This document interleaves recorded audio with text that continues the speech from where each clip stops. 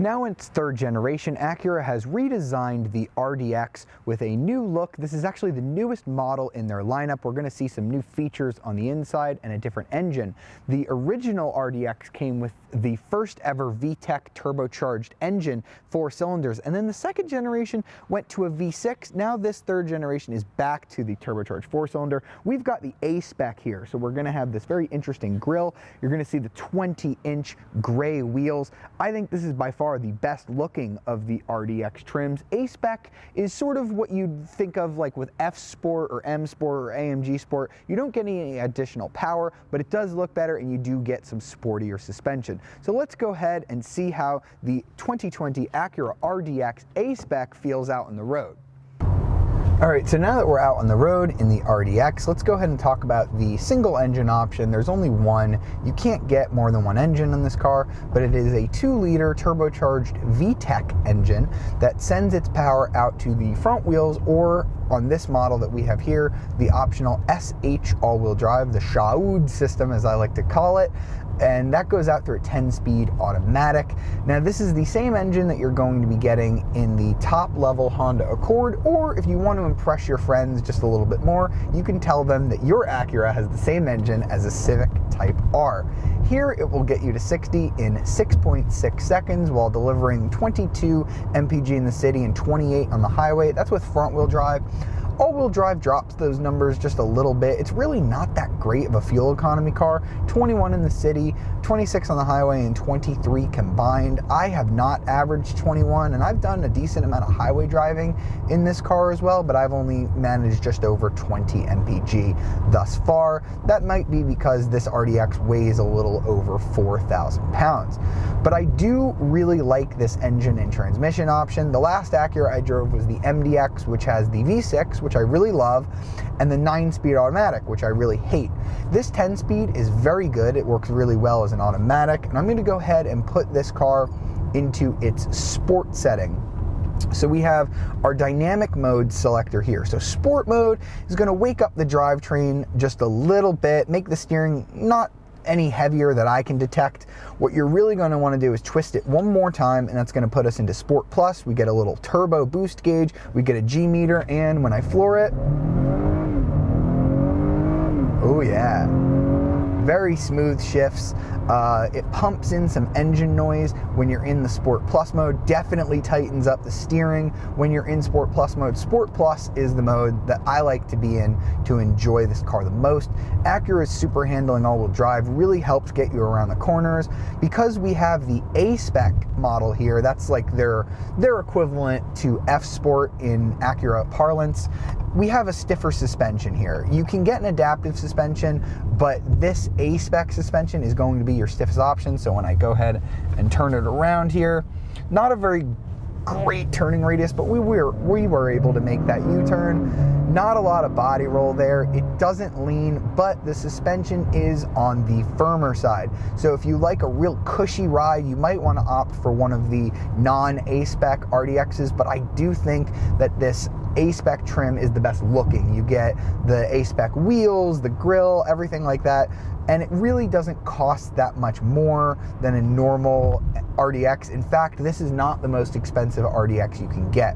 The one that we have here with super handling all-wheel drive is just a tick under $46,000, $48,500 to be exact, and if you do not need all-wheel drive, you're going to shave $2,000 off that price. So in terms of pricing, this thing is great. In terms of driving, it is one of the sportier vehicles in this segment, and I do enjoy how it drives. I think this is a return to form for Acura. I haven't been impressed with their model lineup recently, but this RDX is definitely the best that they have to offer, aside from the NSX, which is a bit of a halo product. So now that we've gone and checked out how the RDX drives, let's go ahead and see if they've improved their interior, another area where Acura has left me cold recently.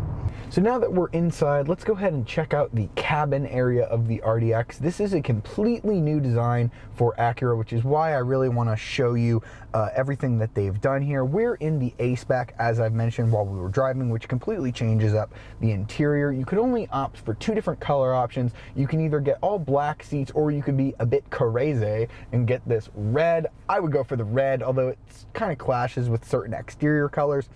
All of the RDXs that you're going to get have this push button shifter design, P, R, and D, and if you push it again, that sport mode that we experienced out on the road. I think that the storage area here is great. They've kind of pull a Honda here. I've been in a couple Hondas that have done this as well with this shifter. You have this huge storage area down here where you can put a lot of items, or you can put your phone and stuff here. You have this lid that pulls back, and then you can have access to your cup holders and a secondary area for storage. And the thing that I really like here is that even with one cup in the cup holder, you can slide forward the armrest. So ergonomically, you can rest your arm here and still have your hands on the steering wheel. Very few modern cars still allow you to do that. So bravo to you, Acura, on that. Now, the big thing I want to talk to you guys about here is this new Touchpad infotainment system. I think it's called the True Touchpad or something like that. This is the first and only Acura model so far to get this, but I think when the other models start to get their refreshes, we're going to start to see this everywhere. So unlike previous Acura models, it's not a touchscreen. You can't touch this screen at all. There's no touch function. Instead, you get this little remote control thing here. It's very similar to what we've seen recently on a lot of Lexus models, but it functions a bit differently. So I'm going to try and demonstrate this here best I can, split screen with my finger showing you the actual screen as well. So if I put my finger here on the bottom right, bottom left corner here, it's going to go automatically to FM radio. Now if I put it on the bottom right, it's going to go to system updates, and that's on my main home screen here. So unlike the Lexus system where you kind of have to put your finger on and then drag around, which you can still do here, you can quickly access different points of it by touching different zones on the little touchpad here. If I need to go over, I'm going to go ahead and try and swipe. It's a little fiddly to get used to, but I did get used to it, and I find it to be a lot less distracting than the Lexus system when you're on the move. Android Auto and Apple CarPlay are present here, although they change the way the touchpad functions. So here you kind of have to now use it like the Lexus system with a series of swipes, because as you can see here, if I just touch, that little icon is not going to go anywhere. So now it moves to swipes. So I'm not sure why they decided to have Android Auto operate differently than the main system, but whatever. And as you can see here, we have a split design here.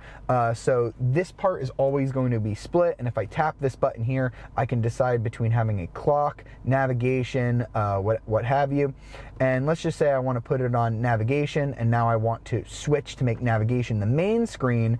Now it'll pull up navigation, and it'll make Android Auto the smaller section. So I can even have two maps up. Not sure why you would want to do that, but you can leave that map small, or you can make it big. So it's not my favorite infotainment system in the world, but I think it's a huge improvement over what Acura has done previously.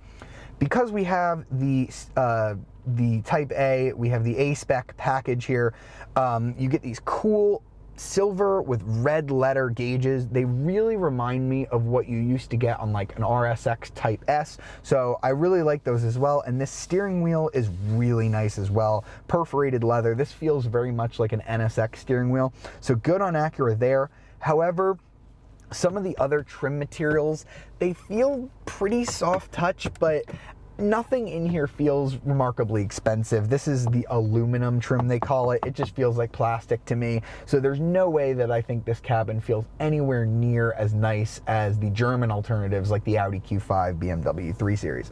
Now, the best part of this interior by far is this dynamic mode shifter. I talked to you a lot about how the drive modes function, but I want you to listen in here. When you change modes, isn't that cool? It sounds kind of like you're selecting a car in Gran Turismo. I think that's really cool, just a nice little touch there. Now let's go ahead and hop into the back seat where we have a lot of room in this RDX. And back here we've got 38 inches of rear legroom, which is very good for the segment. We are missing a few options that you can get if you get the advanced package, which is not possible to combo with the A-Spec package. So these seats can be heated, but only on that advanced package. We're also missing a head-up display, which I think is interesting that they did not put that on the A-Spec, and we're also missing a 360-degree camera, which would be nice, and adaptive dampers. We have like the sportier standard dampers. But back here, it's pretty comfortable. I wish the seat reclined a little bit more than what it does. We do have air vents back here and two USB ports to charge our devices. Now let's go ahead and hop out and check out the trunk area, where again, the RDX is quite large. All right, so now that we've checked out the interior, let's go ahead and check out our storage space situation, which is pretty good in the Acura RDX. So you're gonna get 29.5 cubic feet of storage, or if you fold the seats down, 58.9 cubic feet. And compared to the other vehicles in this segment, that's pretty good. You also get some really nice storage underneath the floor here. You can go ahead and lift that up, and you're gonna have a couple of different zones here. So if you have any smaller items that you don't want people to see or be able to steal, you can put them there. Now the other thing that I really like on the RDX is that there's a little handle on the rear seats to fold them down, or if you're already back here, you can just pull this handle and the seats will drop down. That's pretty handy as well. You can get a hands-free liftgate with the foot operation, but not on this A-Spec trim. So now that we've gone over everything with the 2020 RDX A-Spec, let's sum up our time with it.